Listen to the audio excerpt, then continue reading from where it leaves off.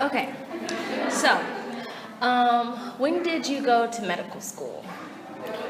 I went to medical school in Havana in 2000, February 2000. Finished med school 2006 and did postgraduate 2006 2008. Oh, all in Havana? In Havana. Oh, okay. Do you have a specialty or anything, or? No, medical officer, general practitioner. Oh, okay. So, where do you typically work? I work in Orange Walk.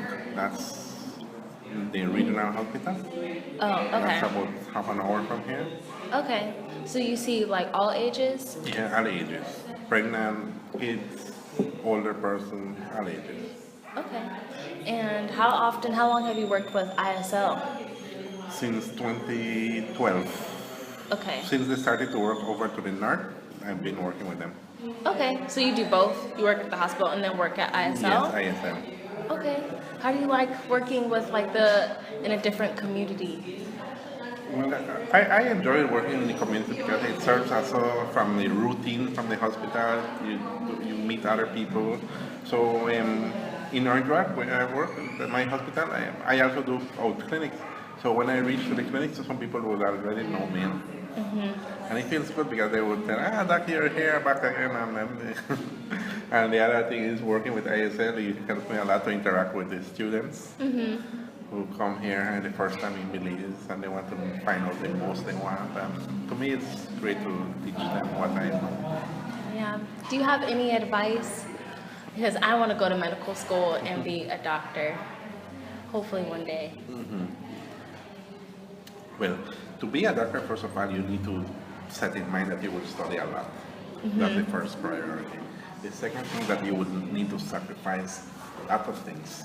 You won't have enough time, let's say, for go out and party weekend, because maybe in weekends you need to study or you need to do your projects or you need to be in the hospital working. Sometimes public and bank holidays you will have to work. You won't have that time. So med school is great, but it requires a lot of study and a lot of self-sacrifice. So if you are prepared to study and sacrifice, you will make it. Okay. So where is your family from? I'm here from Corazon, it's actually Corazon town. Oh, I was born there and I'm grown there. okay. I live there, but I work in Orange. Oh, okay. I had another question, but it just escaped me. When did you decide that you wanted to be a doctor, or did you have another profession before that? No, when I studied, I had no idea that I wanted to be a doctor.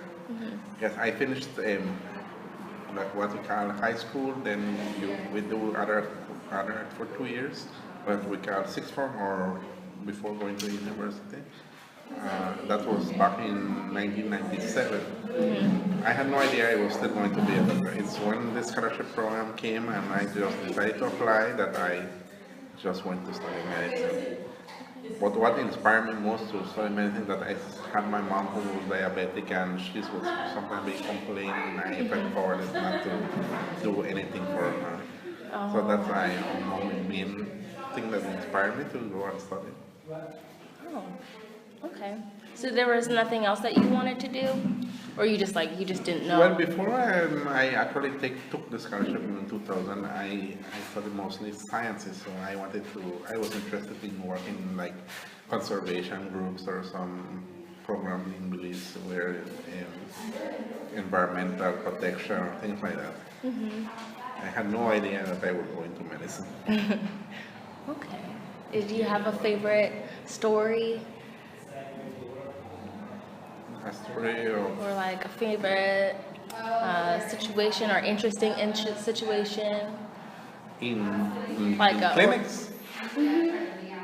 Well, just recently I had seen a patient who she actually 18 months and she came with me for having her mouth deviated and her unable to close the eyelid and she was diagnosed with a paralysis, facial paralysis. And I said, wow, this is something first time I've seen this at this age. I haven't seen it before, but in younger adults. 24, 30 years, 35. What, month and a half, year and a half, 18 months? That's the lowest age I have seen that. And just prior to that, I had seen one with the same symptom in a kid of 8 years. Really? So the 8 years was my record. And when this one came, it broke all other previous records. Huh. Did Yeah. they say it was like from something that happened, or were they born like that? No, they didn't born like that. Facial paralysis is the etiology is not well known. There's no like thing that you would say this produces facial paralysis. It could be viruses, could be infections, it could be just blood flow. There's no certain etiology as to what causes it. But usually what I've seen with these two kids is that both of them had like flu symptoms. So I think it mostly is something viral. Some older persons think it's because let's say you come from the heat and you open the refrigerator and your body is warm and coldness and it produces fire, but there's nothing like established so far. Well, what did you give?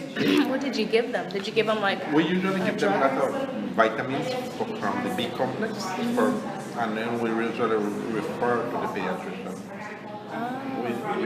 We refer to the pediatricians for them to follow. Oh, okay. So they didn't come back to you. They just went to the pediatrician. Oh, okay. Cool. Do you know if you would like to go to a different location, or do you want to stay in Belize? I think I don't have no aspiration of to go somewhere else to study. I think I prefer to stay here in my home country. Because any other part that you go, you have to go through a lot. Any place that you go, you have to. Even when we were studying in Havana, you have to go through a lot. First of all, the food is different. You don't have your friends, and your family is not here. I would prefer to be here. So you're used to the heat? Yeah, It doesn't bother you? It doesn't really bother us.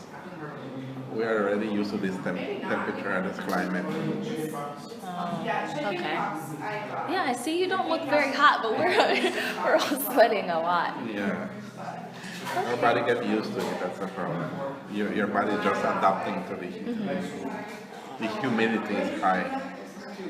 Yeah, it is. We just started the rainy season the 1st of June. That's the same time that the hurricane season runs, from June 1st to November 30th. So in the rainy season, it rains every day?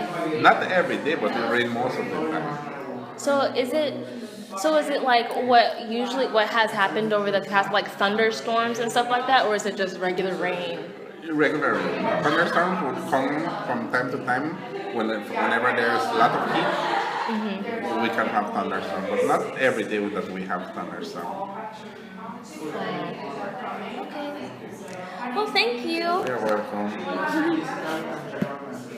I don't know how to turn it off.